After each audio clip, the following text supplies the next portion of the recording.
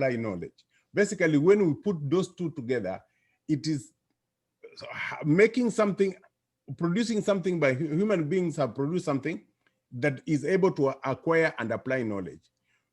So in the technical terms, it means that we have made computers that are able to be trained using data so that they can be able to do stuff like Google be able to remind you that today this time is for you to wake up. Machines that learn, and that is where we are. We are in a situation whereby we are producing machines that are able to acquire and apply knowledge. That is what artificial intelligence for a layman and how it affects our daily lives can be defined so that it's be able to be understood by people. What is artificial intelligence? It's just machines that have been made by human beings that are able to acquire and apply knowledge. Wow. Well, I'm going to be the devil's advocate. Yes. We have all generations in the workplace, from the millennials to baby boomers to Gen X's, and now with the idea of artificial intelligence, how do we begin to deal with the issue of diversity and inclusion in the workplace, knowing that we now have machines dictating certain things, but not everyone within that workplace is comfortable with dealing with technology, is comfortable with the machines. And that brings to mind the idea of a lot of experts saying that voice recognition is one of the common artificial intelligence out there. So kind of help people understand, how do we maneuver that from a management perspective with all of the different generations that we have in the workplace as it relates to artificial intelligence? Thank you. One thing I really want to put out there clearly is that nobody can avoid artificial intelligence. Whether you are comfortable with it or not, it is there. It is there behind the scenes, listening to you, learning what you do, learning what you don't do. So I just like to make it clear that artificial intelligence is not going away. The ability of machines to learn and do things for human beings is going to be with us for long. Now, in the workplace, the challenge with the workplace and different generations and the biases that we bring there is that if the machines learn our biases, they refine them and apply them on a larger scale. You understand? So they can learn the biases and know that this is a bias if we teach them. Machines or AI is like a child. It only behaves how you train it. So the data we use to train the AI is the one that is going to decide how the AI behaves. So if we have different generations in the workplace, we need to use data from every population that is in that workplace, so that the machine learns. We have different populations, generations, and this is how they behave. Otherwise, if we use only one generation to train the AI, then it will decide that everybody should behave that way. That's why the complication becomes, because if we didn't provide the data, then the machine does not know that the other people are there. Okay. So technically what you're saying then is it's unavoidable. It is the present, or if you're still looking at it as the future, it's here already, right? But Yes. you said one thing that resonated with me is the issue of being able to train the machine to do what you intend for it to do. Mm-hmm. Now, you and I both know that we're dealing with issues of diversity and inclusivity in particular. Mm-hmm. So if we are the ones training that machine to do what we want, then there might be an issue with inclusivity if we're still struggling with that. So whoever is training that machine, whatever organization it is, if they do not have diversity and inclusion, that might still pose a problem with the criterion that is being used to inform that machine what to do. I'm going to use an example of myself. I'm an immigrant. And the way I was brought up, the educational system was the British system, right? And I am used to taking essay type questions. But when I came to the United States, I had to learn how to do multiple choice questions. And then when I finally learned it and successfully completed school and ended on the job, now I have to learn how to really speak up for myself in terms of performance evaluation. And I'm going to say that maybe this is also used in that area of performance evaluation. Culturally, I'm not used to boasting about myself. But now, whatever method has been used to help determine whether I'm meeting expectation or I exceed expectation, in terms of artificial intelligence, that might also pose a problem. What are your thoughts on that in terms of performance evaluation, taking into perspective the different cultural backgrounds that are in that workplace and having this tool or these group of people defining what this machine is going to do in that aspect? That is a very good point. And this is why we are talking about this. A machine cannot learn what is not there. So learning to speak up, learning to participate, learning to make sure that you answer those surveys when you go to the store and you see somebody standing there with a pen and pencil, don't avoid them. Learning to participate in research as participants, making sure that your perspective is in the ether, making sure, I tell people that in the way we are going, our privacy is overrated. Because if you keep all your pictures private and the machines cannot learn to see your face, when they design face recognition, your face will not be there. So the data that is used to train face recognition, if it excludes your data, next time the police or as some access control system wants to use face recognition to let you in or let you out, you won't be there. So basically what we are saying is that we need data, and we need all populations, or minorities included, to ensure that the data is available in the data set that machine learning uses to norm face recognition things, to norm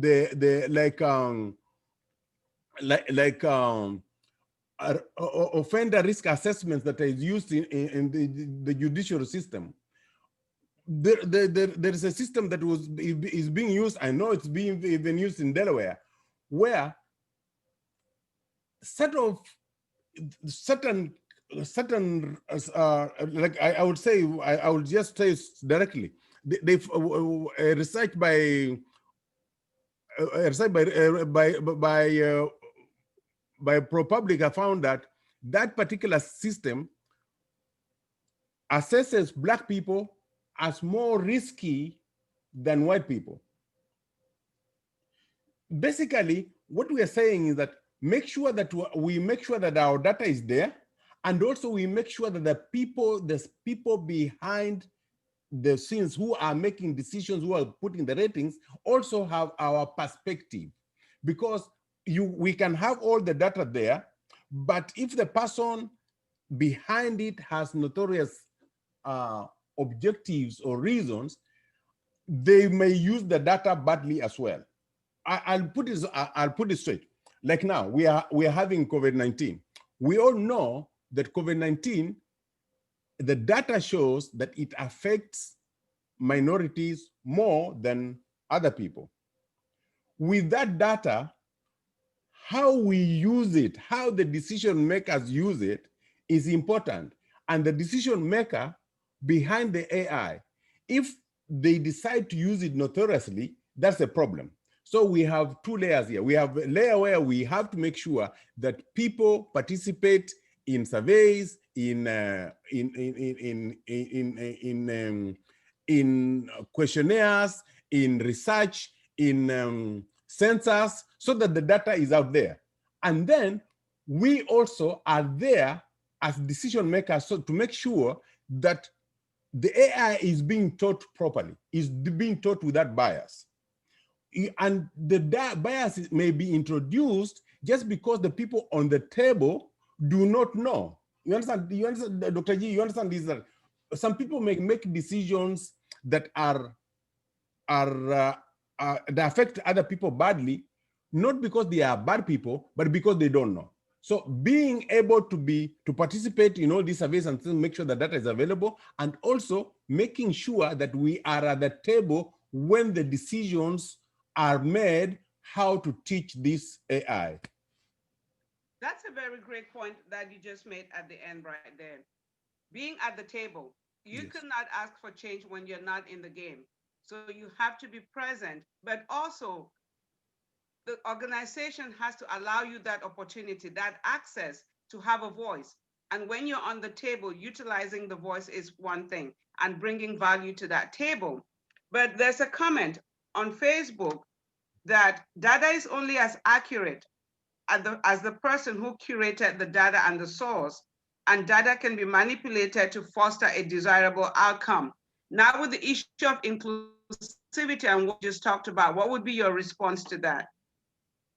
Yes, we understand that we are not perfect. Human beings are not perfect, and data, like any tool, is double-edged. But at least you need to have the tool, and you need to have the information, the knowledge that is double-edged, and you need to make sure that you are there when application is being made, such that the wrong side of the edge is not used. You understand? Withholding data is worse. We better have the data and then be on the table making sure that it's being used properly, rather than having no data. And then, like, for example, there is a research that shows that the data that was used to norm breast cancer machines, you know, we tell ladies to go for breast cancer checkup, right? And then they offer themselves, they go to the hospital, they see these all white machines, they go inside, they pass through inside. They believe that these machines are actually seeing what they want them to see. But if the machines were normed on only white people, and then they are being applied for darker skins, obviously they will miss the darker skin. So suppose 100 black women and 100 white women go for mammogram, but the machine that they are using was only normed on white people. Now, the machines will miss more of the black people than on the white people.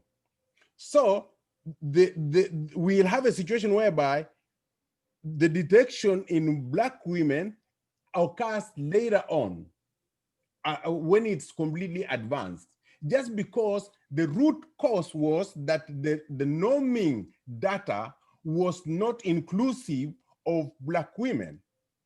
So now we can argue that, okay, if the black women data were there, maybe they would design the machines not to say it, but that is another issue. This is an issue of, now we need people at the table on those companies making those machines, making sure that the data is being applied properly. But first, we need to have the data available, so that when you hear there is a clinical research, there is a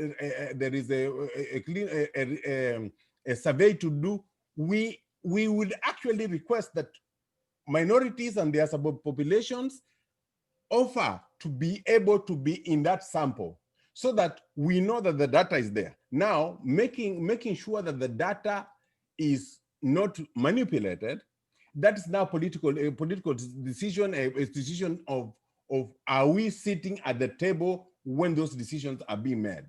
You understand? So I think that we want to start from making sure that we are there, that every population is represented from data collection to data analysis to data infusion. Absolutely, absolutely. You know, as you're talking about it, I put on my healthcare hat, right? And I see an issue of trust, and we can go back into history with the Tuskegee experiment. Yes. You know, we may want people to be at the table. We may be asking for a voice at the table, but history turns to play in our minds. So here is an opportunity or a situation where we need to re-educate and to rebuild that trust so that people of the minority groups can now trust the system enough to be part of that norming research, right? Yes. So if I am a Black woman and I know the history, what makes us think that we're going to be very easily adaptable to giving our information, being a part of this research? So it goes back to us as citizens, politicians, researchers, actually the entire community, to really figure out how we can become inclusive. But first, how do we buy that trust again so that we're using appropriate and accurate data that is inclusive? You were right on the ball, because you said they might have done this norming on white people, but yet who does breast cancer affect the most? Statistics show the prevalence is higher in Black women. Think of people with cardiac history. Had signs and symptoms of a cardiac arrest. It's not very typical with Black people what the book says. Chest pain radiating to your arms, to your back, and or whatnot. Sometimes a Black woman will just have signs of indigestion, but take it for granted. But yes, it's because we have not been studied. Our data is not within that data that was researched. So I think it goes back to everyone to do their part to make sure that we have accurate data while we're asking for a seat at the table. While we're on that note, are there any applications of artificial intelligence that can affect minority adversely beside them not having data in the system? Yes, a lot of them. I have just said the detection of breast cancer one. I'll go out on the limb to say that I think that I have this view that breast cancer does not affect minorities more. It's only detected later because the machine was normed wrongly. You understand? So you understand, if the detection occurs earlier among us white women, it's taken care of earlier, okay? But if it's detected later among us minorities, it is detected much later before it can be taken, after it is almost too late. So then we find figures of mortality higher in the minority population. The other one is the risk assessment tool that the judiciary uses.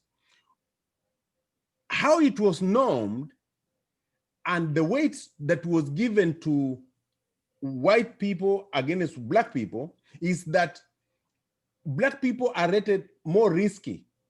You are just a risk being Black. You understand? Basically, I love being Black. Yeah, like, you know, but you see, the point is that the way the system is that apparently the weight in the North Point system says that as soon as you're Black, you are risky. We give you 5 points just for being Black. You understand? So basically, that's why we need to be at the table. Somebody needed to be at North Point, say, hey, how are you deciding that Black people are just bad risk? You understand? Okay, and then there is also the one they use for banking. You know, ordinarily, historically, there was redlining, there was those kind of things, making sure that Black people don't get loans, right? Now, if we teach the loan processing AI on historical data, that historical data is already loaded with the biases of the past. So they will tell you, oh, the machine said you are bad risk. And then we want to trust the system, right? But the system is rigged. That is what they call systemic racism. and it's a nice guy sitting behind the table, smiling at you and telling you the machine has declined. And you know what? You are supposed to be agreeing with this guy because the machine has declined, but you are thinking there's something wrong here. Oh, you understand? But the guy behind the table may not even know that he may even look like you. Dr. G, that guy might be me. I might be the consultant doing it for the bank, right? But because I'm just supposed to put in the system your details. Okay, when I put in the pulls out, it says Dr. G is black. Oh, grade 5, 5 risk high. You understand? And then I look at it and I look at it. So, oops, this is the numbers. That is the black box that we need to be there when the black box is being made. So that banking loans that affects minorities quite a lot, and it is mostly in the implementation too, or using historical data that was already biased. You understand? If we use decisions that were made and were acceptable then, but you see that they were acceptable to the people that time, but they were not inclusive. And I have this thing that sometimes being diverse may not be inclusive. You understand? Because then you can have all these people there, all these people mixed, but if they are not participating, it brings me to the point of when I'm sitting at the table and I'm not used to giving my perspective. When they take a picture, they see a black guy there. But the perspective that is being put into the system is not mine. So people think we are diverse, but there's no diverse opinion there. And the machine doesn't care. The machine wants to hear you speak, want to hear you. You see the way you say, black women, the way the heart failure or heart attack may manifest in black women is not the same as the white women. But if you don't say it, or if you say it and the person behind the table ignores it, you know, sometimes you can speak and they decide you don't know what you're talking about. Okay? And then when they decide you don't know what you're talking about, that data is not entered, is not keyed in. I'll tell you, for example, when I'm a migrant. When I came here, my daughter wanted to be a nurse. And when she wanted to be a nurse, she had to do the PPD thing, okay? And ordinarily, you are supposed to be negative, right? But what the system didn't know is that where we came from, we got that injection, PCG, okay? And when you get a PCG injection, whenever they do that PPD thing, you will be positive. You know what happened? I saw people in what do you call those masks coming to my house that they are going to fence it out because there could be tuberculosis. I said, there's no tuberculosis, but you know, the point is somehow they have been dealing with people with the BCG, but they have been ignoring it. They had been ignoring it continuously. And even now they still ignore because they know that people who got that PCG will always be positive, but they continually expose them to X-ray, chest X-ray. You understand how that is being used completely? And we all know that X-ray is bad. You don't have to have it if you don't have to. But the fact that we know for sure that when you get a PCG, when you do the PPD, it will be positive. Why do we continuously ask the people who are positive, who we know they have been, to go and do an X-ray? You see, that is completely, we have the data, but we refuse to use it. So it's and also... I think that has to do with really informing, you know, sometimes experts are experts in what they do. Yes. But I also believe that as humans, we also need to speak up for ourselves. And on the issue of BCG, being a healthcare provider, I myself went through a similar experience. However, I have made it a promise to always educate those that come across my path that have also had that vaccine. Because whether you've had it or not, as long as you allow them, give you the PPD, and you come out positive, you're going to be expected. It's a public health issue because they don't know to put you on treatment. And do you necessarily need that treatment? There are side effects to it. We understand that, but there are also people in the community that they're trying to protect. So that falls back on each individual to be an advocate for themselves when they know better. But that means you have to do your research. But that's not why we're here today, because I can get off on that tangent and keep going. With what you just spoke about in terms of breast cancer, I think this is important in terms of data. Ladies, if you're out there, ladies and gentlemen, breast cancer doesn't only affect women, it also affects men. But if you're out there and you're not doing your mammograms and actually taking care of yourself, your breast exams, please do that, especially us minority women and men, because sometimes we do wait till late to get our diagnosis, and sometimes it is way too late because the disease has advanced. So make sure you're getting yourselves checked, you're doing your monthly breast exams. If there's any advice I can offer here, do your monthly breast exams and make sure that you're keeping up with your physicals and your mammograms based on your age and your family history. With a family history, you may need to go sooner than later. So please do that for the benefit of yourself and your family. And there's another thing you spoke about that came to mind as you were talking, is this issue of accessibility and equity. Equity is getting equal opportunity, equal access to opportunity, whether you're black, white, yellow, or green, right? Yes. But we know that some people just do not because of living in poverty. So if you are not working and you do not have a source of income, you definitely don't have insurance. So that impacts sometimes the lives of those individuals that are in that group. And that could maybe indirectly affect data norming because they don't see themselves, they're not informed, they don't have the educational level to say, hey, this is really important, let me go, or even so have the access to that information in that environment at the time. So I can see that. So at this point, just go ahead and distinguish for us artificial intelligence versus emotional intelligence. Okay, artificial intelligence is cognitive, okay? That means we ability to acquire knowledge and apply it, but we normally think about it as just brain. But you know, human beings are not all logical. Human beings are emotional. And the ability to know your emotions and identify the emotions in you and in your other people, and to be able to apply that information in dealing and relating with others is emotional intelligence.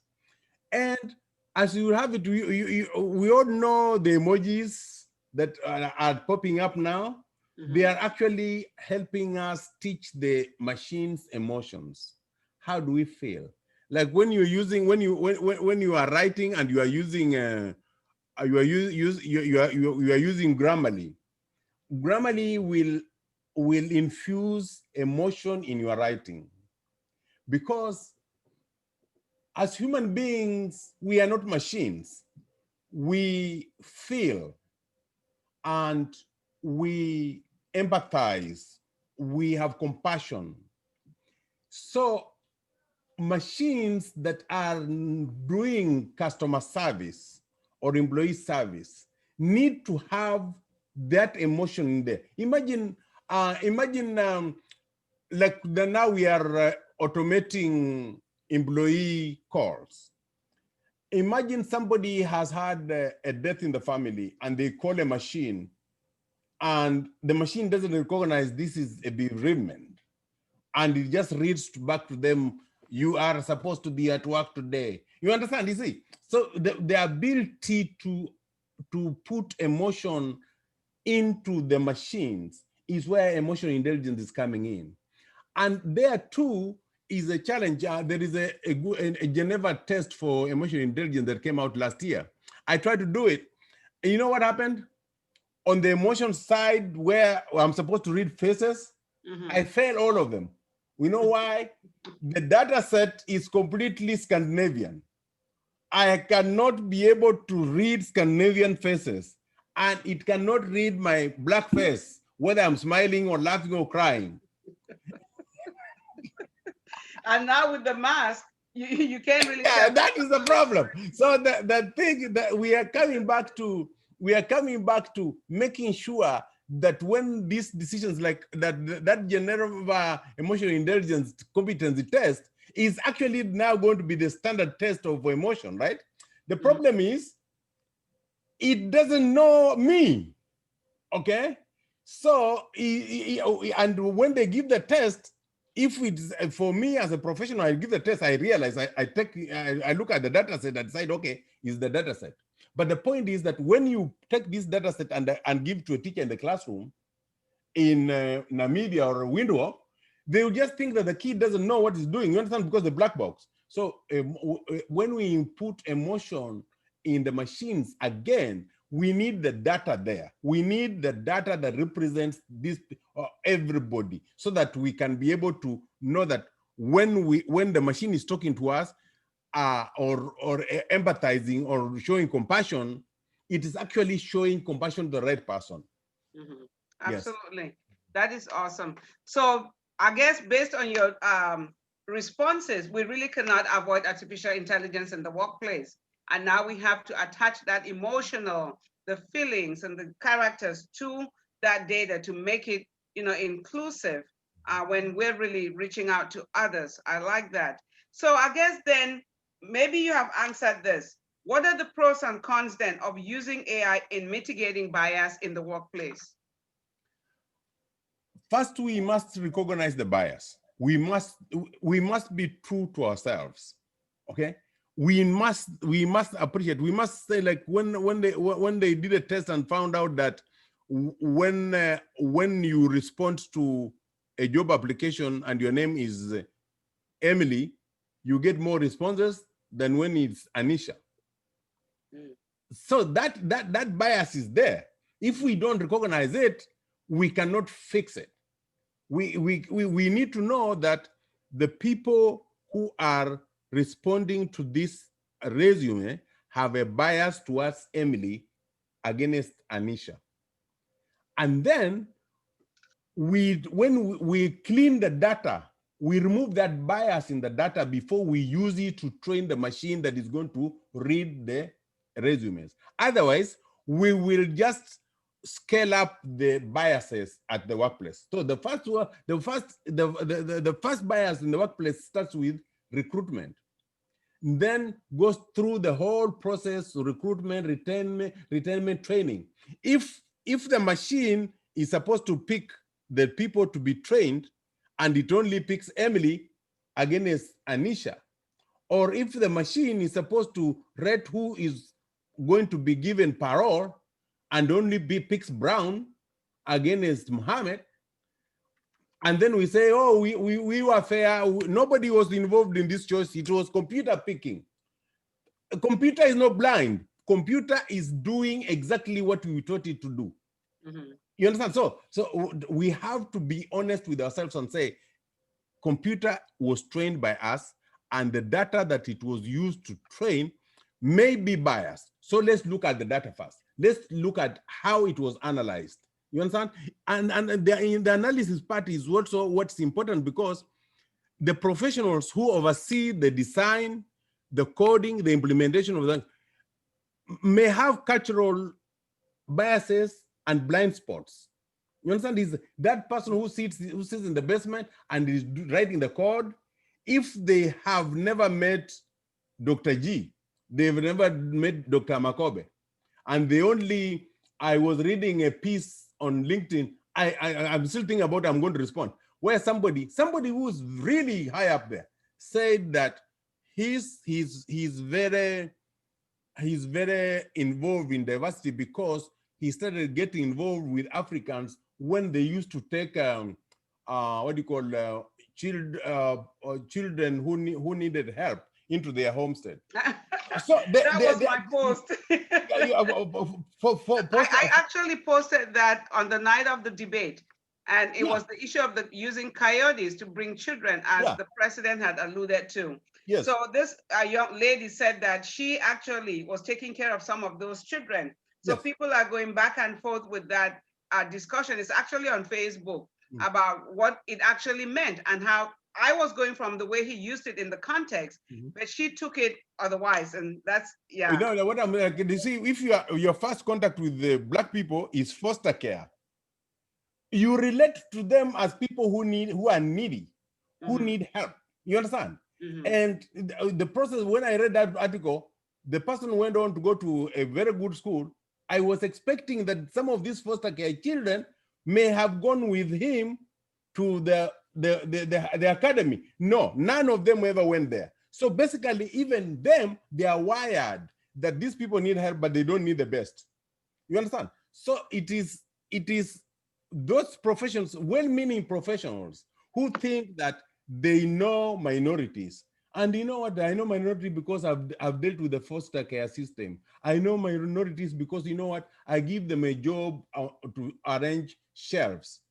And they feel very uncomfortable when Dr. G shows up because Dr. G doesn't fit their narrative of what this particular group of people require. So yes, I think that we need to be very careful. Even those people who mean well in diversity may have a framework that is completely out of is not there. Wow, awesome. What a great analogy. You know, so we have to recognize the bias. Yes. And that is true because even in our daily lives, we all have unconscious bias. We do not intently just go out there and say, oh, I'm going to not like this person with this name or this person from this group. However, it is in there, and it's all about recognizing that you have those feelings, those ideas that you attribute to a certain group of people or individuals, and dealing with it. And it goes the same for machine intelligence. So we have to feed into it what we want. And if you have people that are of the same race, the same ethnic background, or same group being the ones inputting this data, and you're not being inclusive, the tendency is you're not going to put the right information, and the criterion is not going to suit everyone that is coming into that organization. So that is the challenge nowadays in terms of looking for a job with the names and voice recognition and all the like. So I like the idea of making sure that you recognize the bias and then look at how the data was actually collected and analyzed to see whether it's really inclusive of everyone in your organization. Because if you are going to be inclusive of everyone and giving people a voice on the table, then everything has to be suitable to each group that is within your organization. And retention, obviously, we know that when you bring them in, you got to treat them right before they can stay. And if they stay, your business grows. So you're not making an impact if you're discriminating right from the get-go. You're not being inclusive of who you have brought in. Yes, that diversity is just the different characteristics, but now the inclusion is inviting them to the floor, as a friend always says, to dance. Because while we're dancing, we're exchanging ideas and talents, right? The way I move is not the way you move. You're going to learn from me. So those ideas have got to be put on the table so that we can really be innovative and creative in problem solutions. What's your take on that? Yes, this is really true, because diversity per se, the framing of what you expect these diverse people to do is also very important. You understand? If you think that the minorities' job is to do the cleaning work, and the other people's job is to make the decisions, if that is the blind spot you come with, and also I have to put a weight on the minorities who find themselves on the table. If you go there and feel I have arrived, I just have to whisk through quietly because I am here, you are doing a disservice to yourself and to everybody else. Because the organization that let you in want to hear and want to know their biases and their blind spots. And if you are afraid of pointing them out, you are not doing a service to the organization. You need to be able to feel uncomfortable and make everybody feel uncomfortable until they become comfortable. Because when somebody points out your blind spot, most of the first reaction for human being is to feel uncomfortable. But finally, you see the light. You know, I normally say, truth and absolute truth are different. What you see from where you sit is different. It's not that you are wrong. It is that it's different. The view, I'm sitting here in front of the camera, somebody is sitting in front of the house, they're doing something else. The fact they are seeing something different does not mean that they are wrong. It just means that they are seeing something different. So all of us have a responsibility when we are let in as diverse people to make sure that we are inclusive, that the narrative, the data, some people hide, say, you know, we need to know how you came here. Meaning, how do you become you? And if you hide that information, the system doesn't know, and AI doesn't know, it will not be able to recognize that little boy in Chicago who is coming up your route. You understand? Then it will rate that boy as high risk, when if they knew that when Dr. David Amakobe was age 7, this is who he was, they will never rate that boy as high risk, because I'm not high risk. Because right now they know I'm not high risk, but the system knows I'm not high risk, but they don't know where I came from. You understand the path that led to where you are on that table is as important as you being there. Meaning, people who are sitting with you need to learn where you came from. Yeah. So, you know, what you just said in terms of microaggression, we didn't touch on that. How does artificial intelligence relates to microaggression? Because what you just said leads me to think of microaggression, because it's those subtle behaviors saying, oh, because you're Black, you're expecting them to be less intelligent, or because you have an accent, you're less intelligent, or you're less likely to produce a capacity. So talk a little bit about microaggression in the area of artificial intelligence. We take artificial intelligence as a child just sitting at the table learning stuff. Okay, so there's no fault in artificial intelligence. It will only learn what it's saying. Okay, now microaggression is both ways. I might think that they think that I'm down, or they might think that I'm down. You see the difference? You see what I'm saying? So it's not one way. It is when I'm sitting at this table, am I feeling sufficiently smart and able to voice myself for people to know that I am there, or am I feeling they feel that I am not and acting their part? You understand? So there's two ways to this. There's somebody who is coming to the table saying, oh, there's the Black guy, he doesn't know what he's doing, right? Okay, that's a bias. That's their bias, no problem. But there's also this Black guy coming and saying, oh, this guy think I'm not. They may not be thinking so. But you know what? Being yourself, when I come to this to talk to you, I'm myself. I am just presenting myself as me. You learn to take me as you find me, okay? Right. And then after that, you start learning that, oh, Dr. Amakobe and those people are all like that. People, human beings don't have, we take ourselves as very intelligent, but we have really small capacity. So we need to put everything in some form to learn. Do you understand? So I see Dr. G, I see Dr. Amakobe, then I put them in a group so that I can be able to remember that. You understand? So people do classifications so that to make life simple. You see, that's why people are news bites, small news bites grow faster than just the ability to follow the whole news. Meaning they want those small bites. So basically, migration is in us, both ways. But we teach the machine. When we teach the machine refines it and scales it. So we need to make sure that it's not there, that the data is cleaned out of it. Awesome, awesome.